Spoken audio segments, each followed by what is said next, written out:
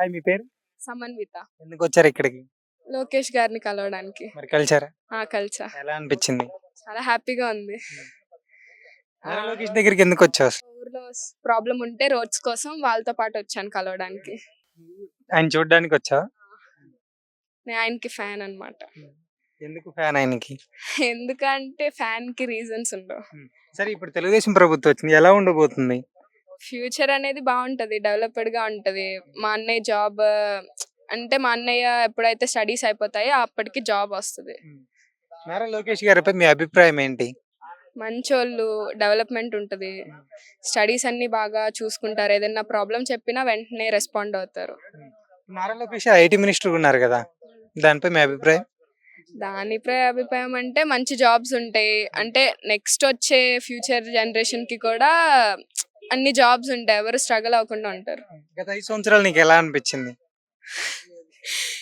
అది ఎలా చెప్పాలి? Okay okay, thank you. మీ పేరు? నా పేరు గోపాల్ యాదవ్ అండి. సరే ఈ ప్రభుత్వం వచ్చింది కదా, ఎలా ఉండబోతుంది? ప్రభుత్వం 3 పువ్వులు అరకాయలాగా ఉంటదండి. ఎందుకు ఉండిద్ది అనుకుంటున్నారు? పచ్చ దూరంగా ఉంటుంది. ఎందుకంటే మంగళగిరి నియోజకవర్గం చూసుకుందామండి. మంగళగిరి నియోజకవర్గం గడిచిన 5 సంవత్సరాల్లో నారా లోకేష్ గారు తన సొంత నిధులతోటి 29 రకాల పథకాలతోటి మంగళగిరి నియోజకవర్గ ప్రజలను కంటిపాపలా కాపాడుకుంటూ వచ్చారండి. నాకు ఈ సమస్య ఉంది, నాకు ఈ ఇబ్బంది ఉంది అంటే ఆయన తక్షణం వాలిపోయేవాళ్ళండి. దానికి నిదర్శనం మా గ్రామంలో 250 ఇళ్ళని అక్రమంగా తీసి తొలగించడానికి అధికారిక ఎమ్మెల్యే ఆళ్ల రామకృష్ణారెడ్డి శతవిధాలా ప్రయత్నించాడండి. దానికి అడ్డుగా నిలబడి మా సమస్య నేనున్నాను మీకేం కాదని చెప్పేసి మాకు భరోసా ఇచ్చి మమ్మల్ని కాపాడినటువంటి వ్యక్తి మా నారా లోకేష్ గారు అండి. అసలు నారా లోకేష్ గారు మీ ఊర్లో గెలుస్తారని అనుకున్నారా? డెఫినెట్గా ఏ రోజు మాకు ఆ డౌటే లేదు. మేము భారీ మెజారిటీ ఇచ్చి గెలిపించుకుంటాం అనుకున్నాము. దానికి మనసా వాచా కర్మణ కృషి చేశాము.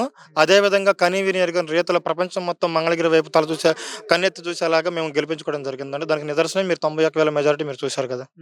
మరి చంద్రబాబు నాయుడు గారు అధికారంలోకి రాగానే చాలా చేస్తున్నారు కదా, మీకు ఎలా అనిపిస్తుంది? చెప్పాను కదండి, విజనరీ లీడరు బాబు గారు అంటే ఒక నమ్మకం. ఆ నమ్మకమే ఆంధ్ర వైపు, మంగళగిరి వైపు, అమరావతి వైపు ఇన్వెస్టర్స్ ని అందరినీ కూడా మళ్ళీ ఇంకోసారి అడుగులు వేసేలా దిశగా నడిపిస్తా ఉంది. మరి జగన్మోహన్ రెడ్డి గారు అంటున్నారు చాలా అన్యాయం చేస్తున్నాడు ప్రజలకి, మా ఇల్లు కూల్చేస్తున్నారు, అవినీతి చేస్తున్నాడు అని చెప్పి జగన్మోహన్ రెడ్డి గారు అంటున్నారు కదా. గురువిందుకి ఎదరెరిపే కింద నలుపు కనపడదండి అన్నట్టుగా ఆయన ప్రవర్తన ఉందండి.